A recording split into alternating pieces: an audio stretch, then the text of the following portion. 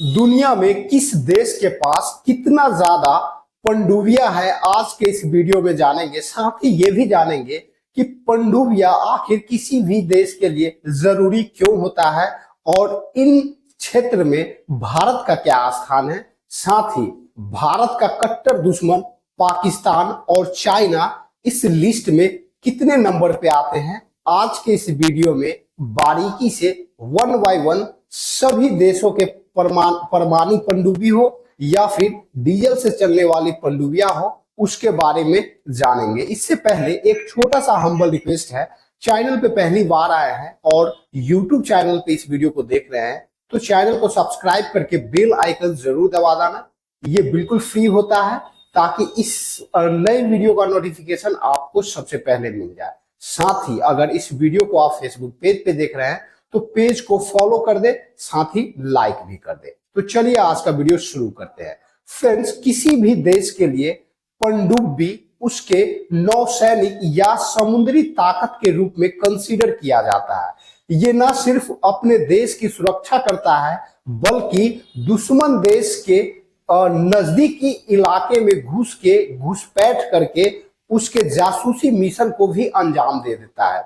इतना ही नहीं, अगर कोई देश युद्ध की स्थिति में होता है तो समुद्र में तैर रहे ये पनडुब्बी दुश्मन देश से आ रहे किसी भी समुद्री हवाई जहाज हो, पनडुब्बी हो, सबमरीन हो, कुछ भी हो, उसको डिटेक्ट करता है, उस पे हमला करके अपने देश को सुरक्षित करता है। और इसलिए दुनिया में होड़ मची है, सारे देश सबमरीन या पनडुब्बी बनाने के पीछे भाग रहे हैं। ऐसे में जरूरी होता है कि किस देश के पास कितना पनडुब्बियां है उसको जानने की। तो सबसे पहले नंबर पे जो आता है वो अमेरिका है।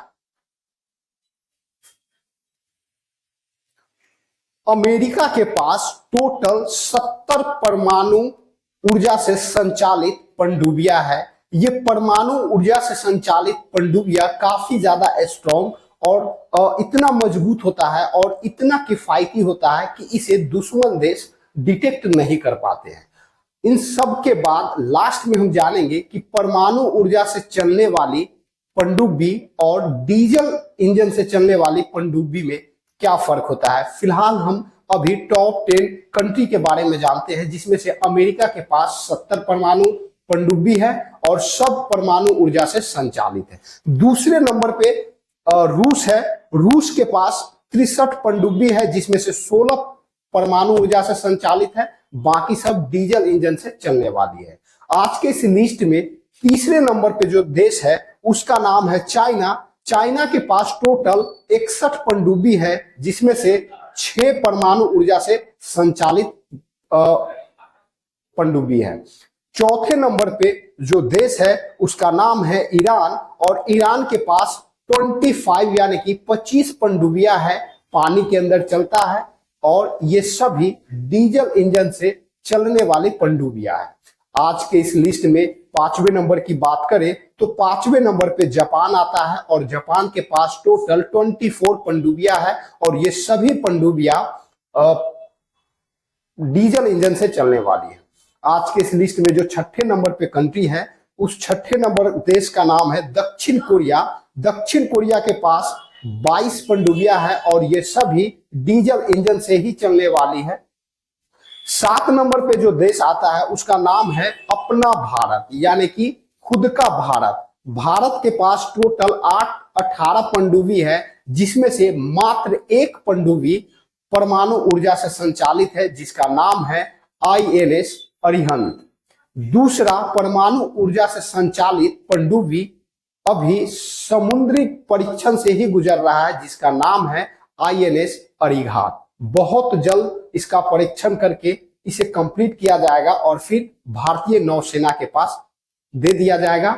उसे उसके हवाले कर दिया जाएगा। तो इसको हवाले कर देने के बाद यानी कि INS अरिहंत को कंप्लीट करने के बाद भारत के पास 2 परमाणु ऊर्जा से संचालित पनडुब्बी होगा, बाकी सब 17 के 17 डीजल इंजन से चलने वाली है, जिसका अभी परमाणु ऊर्जा से संचालित पनडुब्बी को बन जाने के बाद कोई वैल्यू नहीं है। उसके बाद 8 नंबर पे जो आता है वो है उत्तर कोरिया। इसके पास टोटल 13 पनडुब्बी है जो सभी डीजल इंजन से ही चलती है। और 9वें नंबर पे है तुर्की, 13 पनडुब्बी के साथ, वो भी डीजल इंजन से चलने वाली है।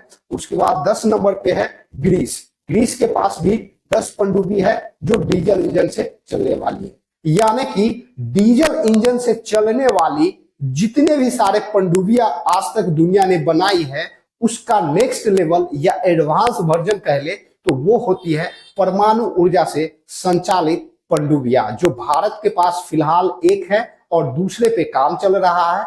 चाइना के पास 6 है, अमेरिका के पास 70 है और रूस के पास 63 है, सॉरी 16 है। 63 तो टोटल है, 16 जिसमें से परमाणु ऊर्जा से संचालित। अब जानते हैं कि परमाणु ऊर्जा से चलने वाली पनडुब्बी और डीजल इंजन से चलने वाली पनडुब्बी में क्या फर्क होता है। तो सबसे पहला डिफरेंस कि डीजल इंजन से चलने वाली जो पनडुब्बी होती है वो द्वितीय विश्व युद्ध के बाद बनना शुरू हुआ था और ये टेक्निक काफी ज्यादा पुराना हो चुका है। साथ ही जब ये समुद्र के अंदर डुबकी लगा के चलता है तो इससे एक ईंधन का आवाज निकलता है, वाइब्रेट करता है, जिससे दुश्मन देश को डिटेक्ट करना बहुत आसान हो जाता है और फिर इस पे हमला भी कर सकता है, क्योंकि पानी के अंदर में चलते हुए ये आवाज करता है। हम जानते हैं डीजल से चलने वाले इंजन हमेशा आवाज करता है, तो ये भी आवाज करता है। तो आवाज करना यानी कि इसकी जो पवित्रता है, यानी कि इसकी जो गुप्तता है वो खत्म हो जाती है। तो अब वैसे भी ये कोई काम का नहीं रह जाता है। तो बाद में दुनिया भर के साइंटिस्टों ने इसका रिप्लेस करके परमाणु ऊर्जा से संचालित होने वाली पनडुब्बी का निर्माण किया, जिसमें से अमेरिका बाजी मारते हुए आगे निकल गया। 2 नंबर पे रूस और 3 नंबर पे चाइना। उसमें क्या होता है, जब परमाणु ऊर्जा से संचालित कोई पनडुब्बी पानी के अंदर से गुजरता है तो उसमें आवाज नहीं होता। इससे दुश्मन देश के काफी नजदीक पहुंच के उसके देश के अंदर क्या चल रहा है उसका हम जासूसी कर सकते हैं। साथ ही किसी दुश्मन देश का हवाई जहाज हो या किसी भी चीज को हम मतलब उड़ा सकते हैं, पानी के अंदर से ही हम फायर करके उड़ा सकते हैं। तो ये बेसिक फर्क होता है दोनों में। तो जिसके पास परमाणु ऊर्जा से संचालित पनडुब्बी ज्यादा है वही देश नौसैनिक ताकत कह लो या फिर समुद्री ताकत में नंबर 1 है, जो फिलहाल अभी तत्काल रूप से अमेरिका है। हमारा भारत अभी काफी ज्यादा पीछे है। अब बात कर लेते हैं कि इसमें पाकिस्तान कहाँ है। तो टॉप 10 देश का लिस्ट मैंने बताया जिसमें पाकिस्तान कहीं नहीं है। पाकिस्तान का यहाँ पे नाम ही नहीं है। तो इससे जान सकते हो कि हम भले ही पीछे हैं औरों देश की अपेक्षा, लेकिन जो ज्यादा अलबलाता है, भारत के पीछे पड़ा रहता है पाकिस्तान, उससे तो हम कहीं आगे। तो भविष्य में जरूरत है भारत सरकार को इस पे ध्यान देने की, इसकी संख्या बढ़ाने की, क्योंकि आज जितनी जरूरत दुनिया को महसूस हो रही है पनडुब्बियों की, उससे कहीं ज्यादा जरूरत आने वाले भविष्य में होने वाला है। तो आने वाले भविष्य को देखते हुए आज ही भारत सरकार को इस पे ध्यान देना चाहिए, इसकी संख्या बढ़ाना चाहिए, क्योंकि हिंद महासागर एक बहुत बड़ा क्षेत्र है और उस पे हमारा शुरू से ही प्रभुत्व है। अगर इसी तरह से हम कमजोर पड़ते गए नौसैनिक ताकत में तो वहां से हमारा प्रभुत्व खत्म हो जाएगा। हिंद महासागर से हमारा प्रभुत्व खत्म हो जाने का मतलब बहुत ही हमारा नुकसान होगा। इसलिए जिस तरह से हिंद महासागर पे हमारा अभी तक पकड़ बना हुआ है, उसी तरह भविष्य में भी बना रहे, इसके लिए जरूरी हो जाता है परमाणु ऊर्जा से संचालित होने वाली पनडुब्बियों की संख्या बढ़ाना। बाकी इस विषय पे आप क्या सोचते हैं कमेंट बॉक्स में जरूर बताना। वीडियो अच्छा लगा होगा तो जितना संभव हो सके लाइक शेयर कर देना और इसी तरह के नए अपडेट के लिए चैनल को सब्सक्राइब करके बेल आइकन को दबा देना। और इसी वीडियो को अगर फेसबुक पेज पे देख रहे हैं तो पेज को फॉलो करके लाइक कर देना। इसी के साथ आज का वीडियो समाप्त होता है। मिलते हैं नेक्स्ट वीडियो में नेक्स्ट अपडेट के साथ, तब तक के लिए जय।